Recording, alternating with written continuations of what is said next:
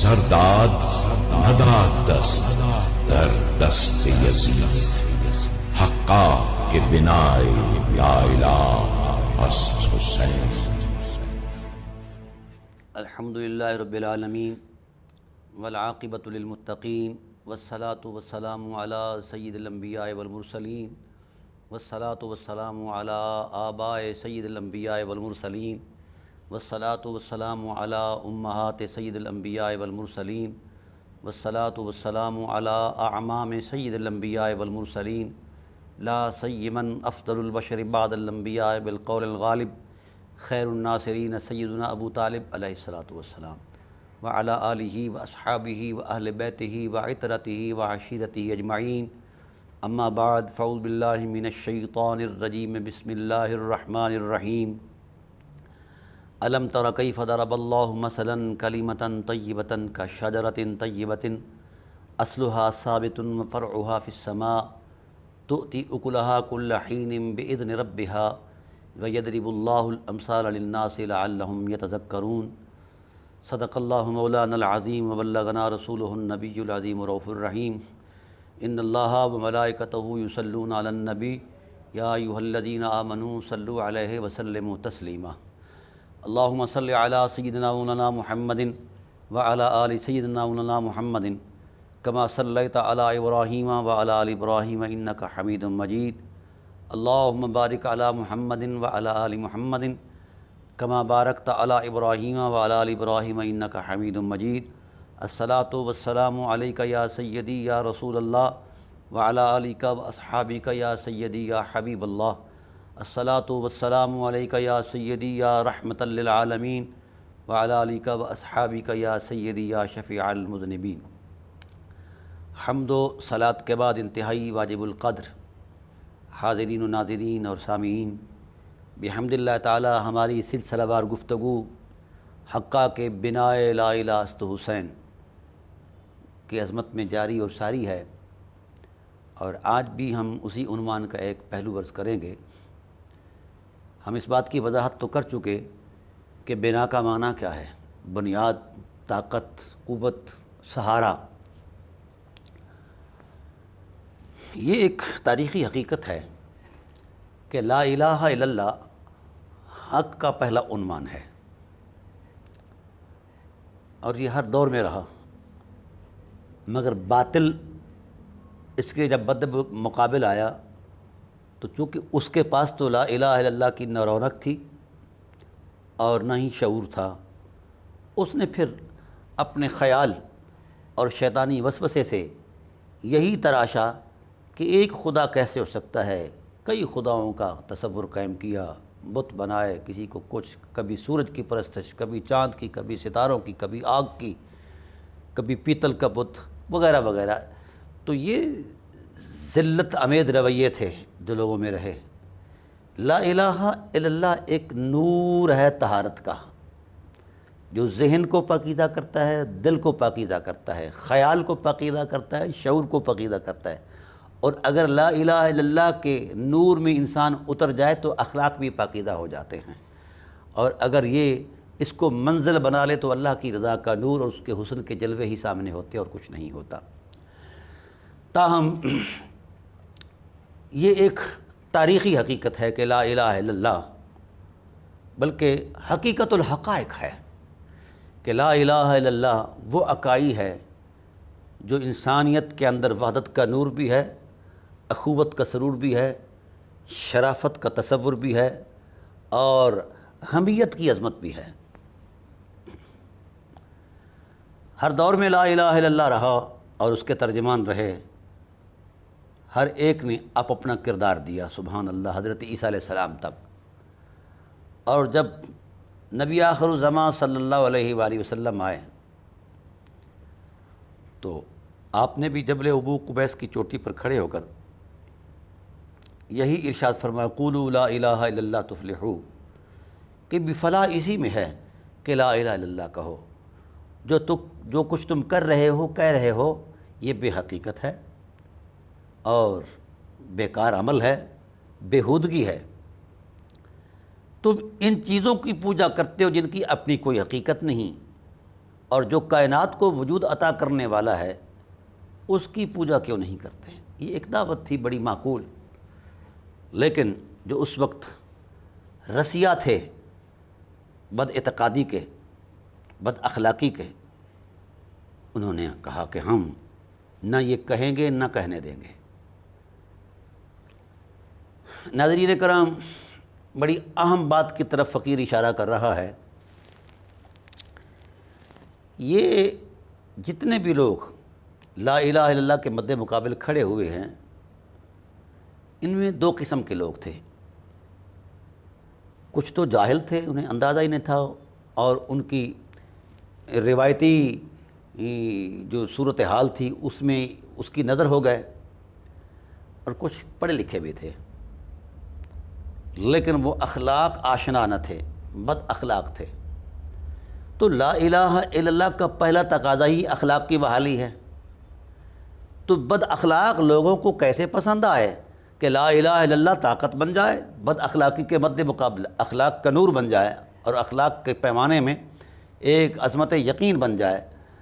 تو جب ان کے مفادات زد میں آئے بد اخلاق لوگوں کے، تو لا الہ الا اللہ کے مد مقابل کھڑے ہو گئے۔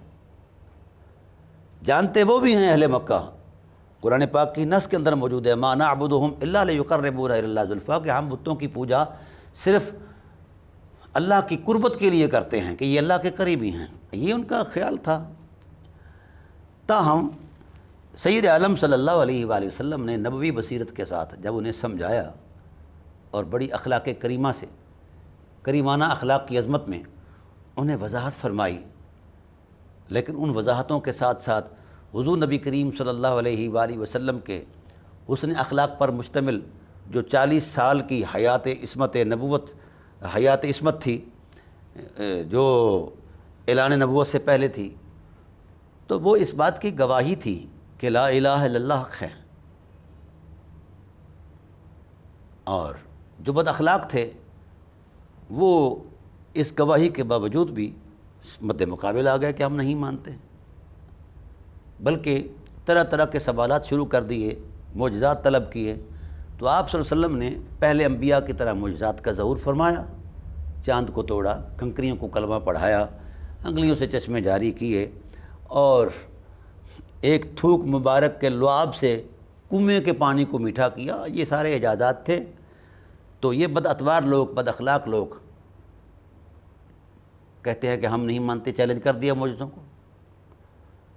اب جب تمام معجزات نبوت چیلنج ہوئے تو حضور عظمت الہی میں حضور نے عرض کی کہ پروردگار عالم، اب اس کے بعد کیا بڑا معجزہ ہو سکتا ہے جو ان کے یقین کا باعث ہو؟ تو اللہ تعالیٰ نے ارشاد فرمایا، میرے حبیب، آپ کے دامن میں ایک ایسا معجزہ ہے اسے قیامت بھی چیلنج نہیں کر سکتی۔ فقد لبثت فیکم عمرا من قبل، کہا میری ذات پر شک کرنے والوں، تمہارے اندر میری زندگی کا گزرا ہوا 40 سال کا دورانیہ ہے، تمہیں چیلنج کرتے ہیں، اٹھو اور اس سارے حیات رحمت میں کسی ایک جگہ کوئی دھبا دکھا دو، کسی ایک جگہ کو بد اخلاقی دکھا دو، کسی ایک جگہ کو ایسا نقص دکھا دو جو انسانی حرمت کے خلاف ہو۔ تو سب نے کہا کہ تو صادق بھی ہے اور امین بھی ہے۔ تو کہا جب یہ بات تم تسلیم کرتے ہو تو میرے کہنے پر لا الہ الا اللہ کو تسلیم کیوں نہیں کرتے؟ اب جو بد اتوار تھے، بد اخلاق تھے، ان کے ذاتی مفادات، چونکہ چوری، ڈکیٹی، رہزنی اور ہر ظلم ان کی عادت ثانیہ تھی، تو اخلاق تو یہ چیزیں نہیں کرنے دیتا۔ اب اگر وہ اخلاق کی حرمت میں اترتے ہیں تو یہ ساری چیزیں جو ہیں وہ ختم ہوتی ہیں۔ تو انہوں نے اپنے مفادات اور نظریہ ضرورت کو ترجیح دیتے ہوئے کہا، صورت کچھ بھی ہو جی، ہم نہیں مانتے، نہ یہ کہیں گے نہ کہنے دیں گے۔ اب میں بنا لا الہ کی طرف آ رہا ہوں کہ بنا کیسے بنتی ہے۔ حضور نبی کریم صلی اللہ علیہ وآلہ وسلم کی ذمہ داری فقط اتنی تھی، وما علیک الا البلاغ، آپ نے پہنچانا ہے، بس آپ نے پہنچا دیا، ذمہ داری سے عہدہ برا ہو گئے۔ لیکن مد مقابل جو تھے لوگ، وہ ایک طاقت بن کر سامنے آئے، پورا مکہ کھڑا ہو گیا، آس پاس کے قبائل کھڑے ہو گئے کہ یہ آج تک اس طرح کی آواز ہم نے نہیں سنی، آئندہ ہم یہ آواز نہ سنیں، طاقت بن گئے۔ کیونکہ اس آواز کے تقاضوں میں یہ حرمت تھی کہ جو اس آواز میں اتر جاتا ہے وہ صاحب خلق عظیم کا آئینہ بن جاتا ہے، وہ صاحب اخلاق بن جاتا ہے، وہ صدیق اکبر بن جاتا ہے، وہ فاروق اعظم بن جاتا ہے، وہ عثمان غنی بن جاتا ہے۔ جس وقت ان لوگوں نے یہ دیکھا کہ ہمارے مفادات زد میں آئے تو طاقت بن کر سامنے آئے۔ اب لا الہ الا اللہ تو تھا، مگر اس کو طاقت کی ضرورت تھی۔ ناظرین کرام، انصاف اپنے ضمیر سے لینا ہے۔ میری گفتگو میں بعد میں غور کرنا، اپنے ضمیر سے پوچھیے کہ اس وقت جب لا الہ الا اللہ ایک یلغار کی زد میں تھا، سرداد نداد دست در دست یزید، حقا کے بنائے یا الہ است حسین۔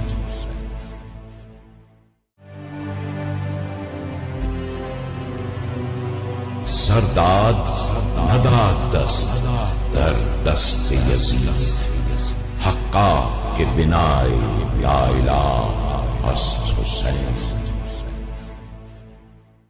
آپ کو جو کچھ آتا ہے وہی کرتے رہیں، کھائیں پئیں، موج میلہ اڑائیں، اور قوم سے دین کے نام پر پیسے لوٹیں اور گھر جائیں۔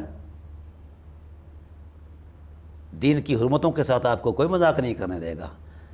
بنائے لا الہ الا اللہ میں پہلا عنوان ابو طالب ہے علیہ الصلاۃ والسلام، اور پھر انہی قدروں کو زندہ کرتے ہوئے ابو طالب کے فرزند ارجمند حضرت علی علیہ السلام، حضرت جعفر طیار علیہ السلام اور آپ کے خاندان کے لوگ، جب ان کا وقت گزرا پھر لا الہ الا اللہ کی حرمتیں زد میں آئیں تو بدائے لا الہ بن کے کربلا میں حسین آیا ہے۔ لا الہ الا اللہ کہنا آسان ہے، چگویم مسلمانم بلرزم کہ دانم مشکلات لا الہ الا اللہ۔ اقبال کہتے ہیں کہ جب میں خود کو کہتا ہوں نا کہ مسلمان ہوں، لا الہ الا اللہ پڑھنے والا کلمہ گو ہوں، تو لرز جاتا ہوں کہ لا الہ الا اللہ کہاں کہاں سے گزارتا ہے۔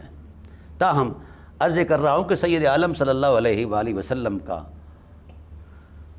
جو دین کا معاملہ تھا اس میں بنا کے طور پر اہل بیت رہے ہیں۔ پہلے حضرت امام حسین کا دادا رہا، پھر بابا رہا، پھر امام علی مقام خود رہے۔ اور آئیے، یہ بات اگر میری خیال کی دنیا پر ہو تو 1000 مرتبہ غلط ہے۔ آپ کا قرآن بیان کر رہا ہے، رسول کا فرمان بیان کر رہا ہے۔ اب دین پر جب بھی اس طرح کے حالات آئے تو بنا لا الہ کون بنے؟ ابو طالب بنے یا اولاد ابو طالب بنے؟ مکہ میں لا الہ الا اللہ زد میں آیا تو ابو طالب بنا بن کر آ گئے، مدینہ میں لا الہ الا اللہ زد میں آیا، اور اس دفعہ لا الہ الا اللہ کے مد مقابل آنے والے بڑے ہوشیار تھے، چالاک تھے اور مولوی تھے۔ انہوں نے تصور دیا اپنی بغلوں میں کتابیں رکھے ہوئے ہیں علماء یہود نصارہ، اور اپنی شعور کی دنیا میں وہ مست ہیں، اپنے ان کے بھی مفادات زد میں تھے۔ اصل میں اللہ تعالیٰ پناہ دے ایسے مفادات سے جو حقائق سے ہٹا دیتے ہیں۔ مولانا صاحبان ساری عمر یہ تبلیغ کرتے رہے کہ رسول آنے والے ہیں، وہ آخر الزمان نبی ہیں، اس شان کے مالک ہیں، ہماری کتابوں میں لکھا ہے۔ عرض کر رہا ہوں کہ اس وقت جب لا الہ الا اللہ زد میں آیا تو مولانا صاحبان نے لا الہ الا اللہ کا انکار کیوں کیا؟ کہ ان کے مفادات زد میں آئے۔ جب مفادات زد میں آئے تو انہوں نے لا الہ الا اللہ کے سامنے ایک نیا نظریہ دیا، اقنوم ثلاثہ کا، 3 خداؤں کا۔ اب لا الہ الا اللہ ایک ایسے سنگین حالات سے دوچار ہوا کہ الامان والحفیظ، غضب رسالت جوش میں آیا کہ اللہ ٹوٹ پڑوں ان پر۔ فرمایا محبوب نہیں، یہ سامنے مولوی ہیں، یہ نقطہ لکھ جائیں گے کہ محمد ہمارا مقابلہ زور طاقت بازو سے کرتا ہے، ہمارے سامنے بیٹھ کر دلائل نہیں دیتا۔ اے اللہ پھر ان کے سامنے آیتیں پیش کروں؟ فرمایا یہ اگر آیتوں کو مانتے تو اپنی تورات زبور انجیل کی کتابوں میں جو لکھی تھی ان کو مان لیتے، یہ تو اپنی کتاب کو نہیں مانتے، آپ کی کتاب کو کیسے مانیں گے؟ اے اللہ پھر لا الہ زد میں ہے، لا الہ اکیلا ہے، لا الہ الا اللہ بنا کی تلاش میں ہے، اے اللہ پھر لا الہ الا اللہ کی طاقت کہاں سے لاؤں؟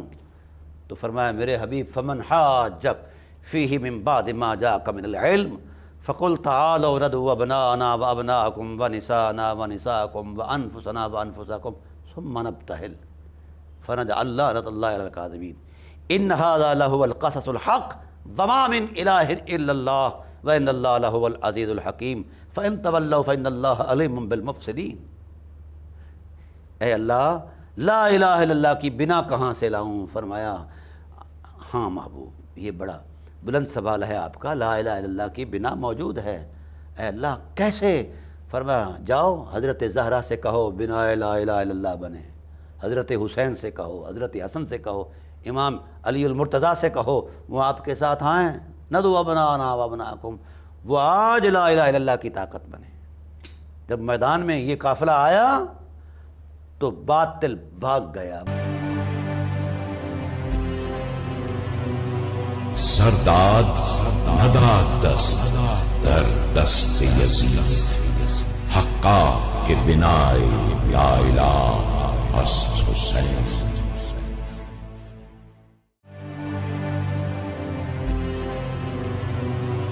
سرداد نداد دست در دست یزید، حقا کے بنائے یا الہ است حسین۔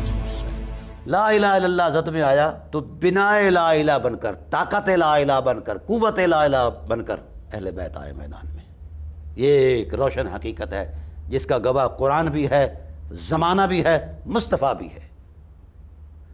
تو حسین تو اس بنائے لا الہ میں ایک منفرد عنوان ہے، اور جس کردار کی عظمت کو آپ نے رنگین کیا ہے اپنے خون کی حرمت سے، کاش امت ان خون کے قطروں پر مر مٹتی اگر یہ امت ہوتی۔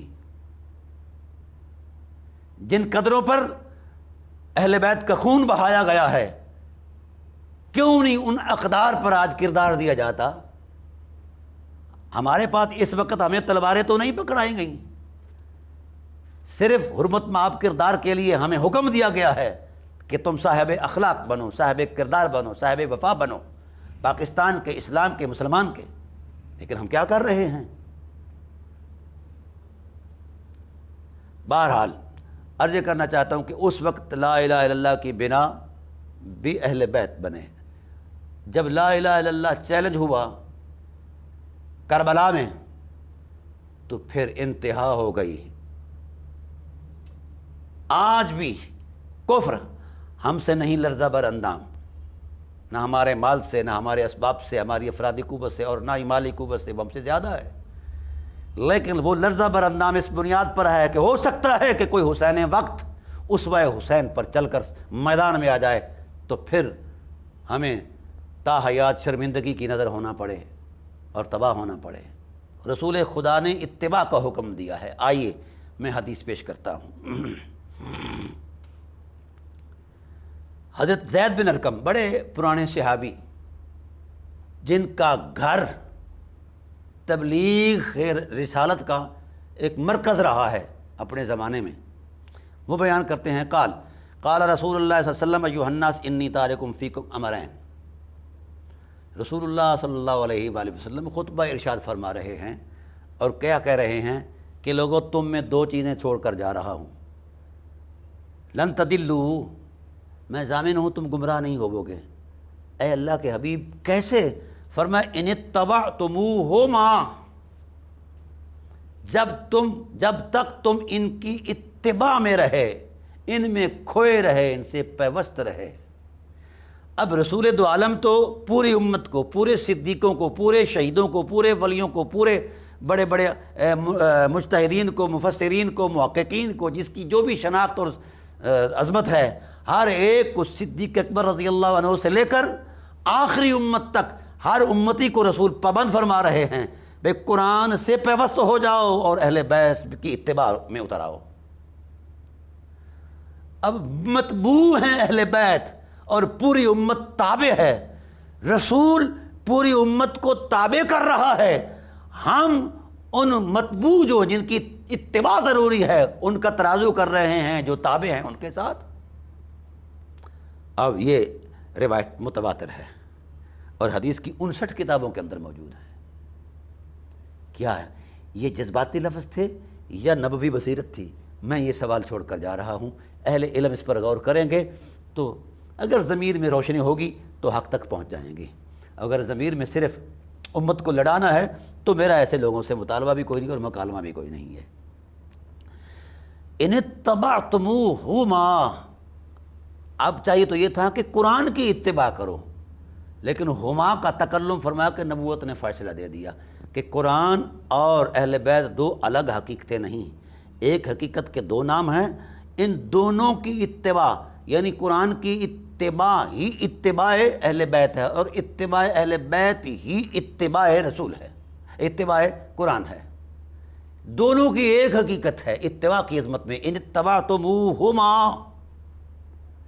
یہ عام معروف نہیں یہ حدیث، لیکن ہے تواتر کے ساتھ، اس پر میری پوری تحقیق ہے بحمد اللہ تعالیٰ، میری کتاب میں آ رہی ہے۔ گویا یہ سبق دے رہا ہے نبی کہ بھائی تمہارا خیال تھا کہ میرے جانے کے بعد تمہارا کیا بنے گا، تو میں نے بندوبست کر دیا ہے، دو چیزیں تم میں، پہلی حدیث میں تھا کہ خلیفہ ہیں، یہ میرے بعد میرے قائم مقام ہیں، یہ بڑا قابل غور جملہ ہے۔ جن لوگوں کا خلافت پر اعتقاد ہے، نظریہ ہے، تو رسول نے تو ان کو خلیفہ بنایا ہے نصاً، نبوی شعور کے ساتھ۔ ہاں اس حدیث کا انکار کر کے دکھا دیں۔ میرا یہ بحث نہیں کہ میں امامت اور خلافت کے درمیان کو توازن ترازو یا ان کا کوئی الگ سے معاملہ بیان کروں جو ہمارے اہل علم کے ہاں متنازع فی ہے، میں ان باتوں میں نہیں الجھتا۔ میں سمجھتا ہوں کہ یہ دونوں گروہ جو خلافت اور امامت پر اپنا مائنڈ سیٹ دے رہے ہیں، زور لگا رہے ہیں، نہ امامت کا ٹائٹل لینے والے امامت سے مخلص ہیں اور نہ ہی خلافت کے ساتھ واویلا کرنے والے خلافت سے مخلص ہیں، اور میں پورے یقین کے ساتھ کہہ رہا ہوں، میں پھرتا رہتا ہوں۔ وہ کیوں نہیں مخلص؟ اس لیے یہ لفظوں کی جنگ ضرور ہے، کردار کوئی نہیں دے رہا، دینا کردار چاہیے تھا، اور دین بھی کردار مانگتا ہے، تو آپ کردار کیوں نہیں دیتے؟ کردار میں آ جائیں گے تو یقیناً آپ کو اندازہ ہو جائے گا حق کیا ہے۔ اللہ تعالیٰ کی بارگاہ عظمت میں دعا ہے کہ اللہ تعالیٰ حق پہچاننے کی توفیق نصیب فرمائے۔ انشاءاللہ اگلی نشست کے اندر اگلا بقیہ میں بیان کروں گا۔ وما علینا الا البلاغ المبین۔